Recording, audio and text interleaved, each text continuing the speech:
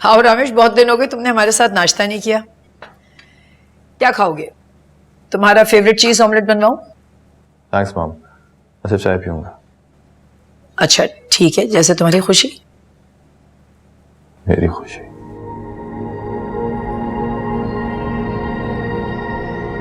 सुना है कल क्लब में तुम्हारी सुंबुल से मुलाकात हुई है। किसे सुना है आपने? उससे क्या फर्क पड़ता है, मुझे तो ये जान के खुशी हुई कि तुम्हारे और सुंबुल के बीच में गलतफहमियां दूर हो रही हैं। मेरा ख्याल है गलतफहमी आपकी और बाबा की है कि मेरे और उसके बीच में फासले कभी कम हो सकते हैं। अगर मुझे पता होता कि मेरी इस छोटी सी मुलाकात का ये मतलब निकल सकता है तो मैं 10 मिनट के लिए भी माना करता। मेरी जान, तुम गलत समझ रहे हो। मेरे बात करने का मतलब ये नहीं था। ये तो प्रॉब्लम है मेरा, मैं हमेशा लोगों की बातों के मानी और मतलब अक्स करने में नाकाम रहता हूँ। आप लोगों को वो समझ बैठता हूँ जो आप नहीं होते। Excuse me। अरे रामेश, रमेश, बात तो सुनो। रामेश,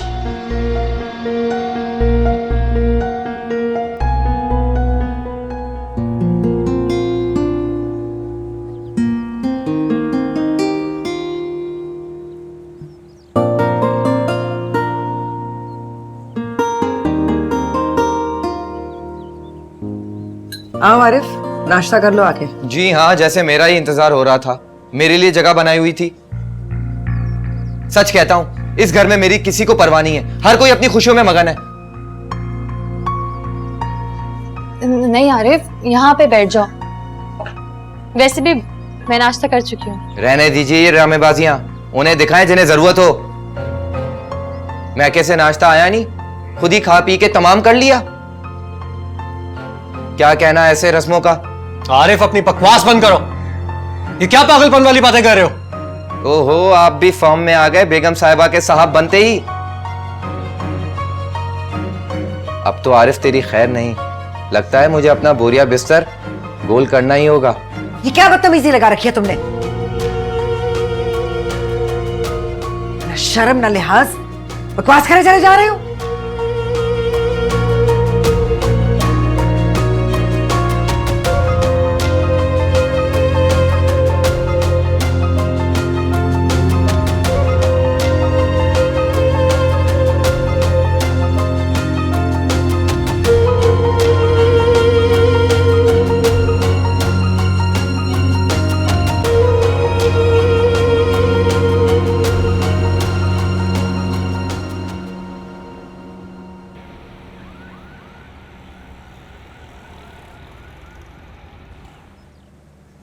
आ गई तुम दोनों?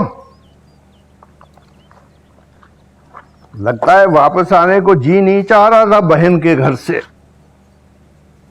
यहां मैं कब से लम्हा लम्हा गिनकर इंतजार कर रहा हूं कि तुम दोनों आओ तो अपनी इल्मा बेटी का हाल पूछो। कैसी है मेरी बच्ची, खुश है? तो बड़े लाड उठाए जा रहे होंगे ससुराल में, मगर वो साथ क्यों नहीं आई? अच्छा, जरबा मियां के साथ आई, क्यों?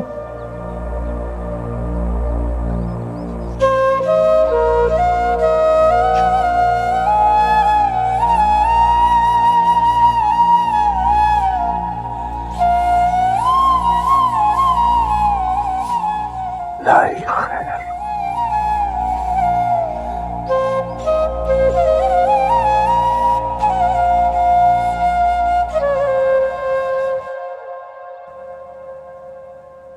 रहने दीजिए ये ड्रामेबाजियां, उन्हें दिखाएं जिन्हें जरूरत हो। मैं कैसे नाश्ता आया नहीं, खुद ही खा पी के तमाम कर लिया। ओहो, आप भी फॉर्म में आ गए बेगम साहिबा के साहब बनते ही।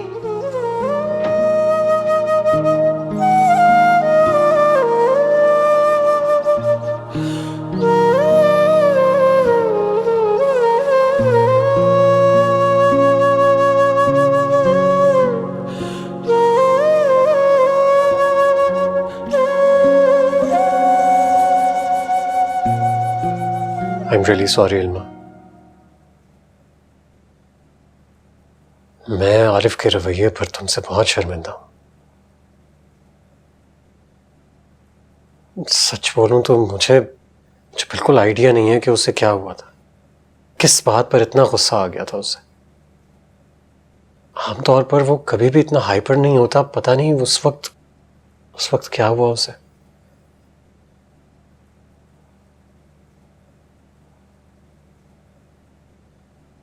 देखो इल्मा, मैंने तुमसे रिक्वेस्ट भी की थी कि हम दोनों मिलकर इस तरह के तमाम हालात का सामना खुश दिली से करेंगे।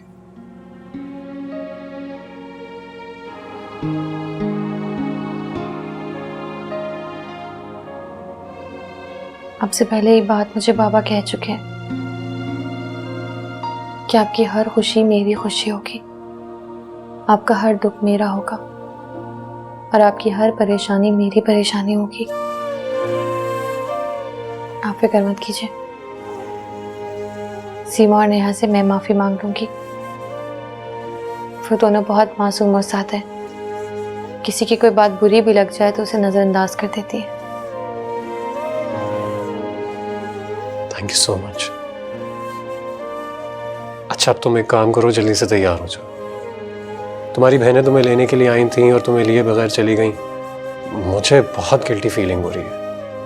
मैं तुम्हें उनसे और तुम्हारे बाबा से मिलवाने के लिए लेकर जाता हूँ।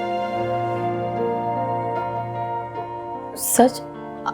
हम जाएंगे? अरे बाबा हाँ, बिल्कुल सच। और मैं तुम्हें लेकर जाऊंगा। थैंक यू सरबाब। You most welcome. अब तुम जाओ, जल्दी से तैयार हो जाओ।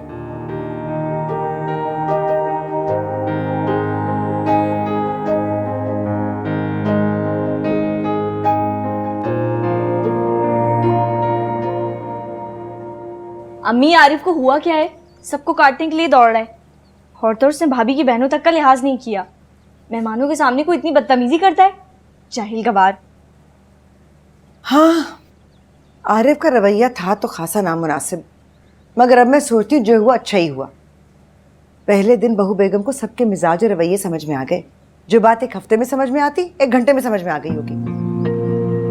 और दूसरा, उसकी बहनों को भी अंदाजा हो गया होगा कि ये बहन की ससुराल है, खाला जी का घर नहीं कि जब जी चाहा मुंह उठा के चले आए। अम्मी, आपने तो किस्सा ही खत्म कर दिया।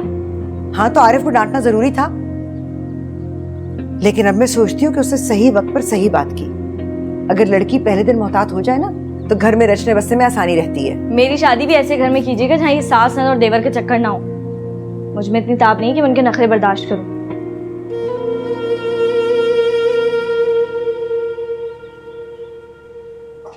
अम्मी,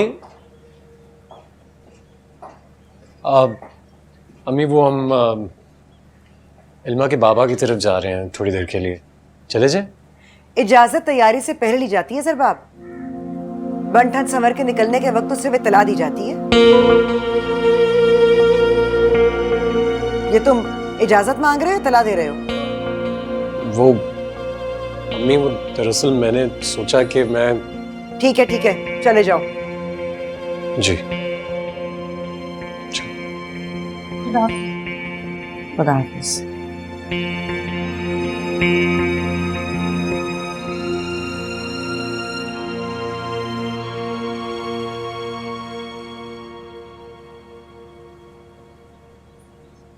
अम्मी, आपने तो मुझे शादीशुदा जिंदगी के तस्वुर से ही डरा दिया। चुप कर जाओ तुम। आरिफ की तरह तुम्हारी भी जुबान खुलती चली जा रही है। मैं जो भी कुछ कर रही हूँ सोच समझ के कर रही हूँ और घर की बेहतरी के लिए कर रही हूँ। मैंने ज्यादा ढील दे दी ना दोनों को तो हमारे सर पर सवार हो जाएंगे। जवान और खूबसूरत बहू पहले ही दिन सास के दिलो दिमाग में खतरे की घंटी बजा देती है, बिल्कुल वैसे जैसे किसी रियासत का हाकिम दुश्मन के घोड़े की टाप दूर से सुन लेता है और उसको पता होता है कि उसकी बादशाहत अब खतरे में है।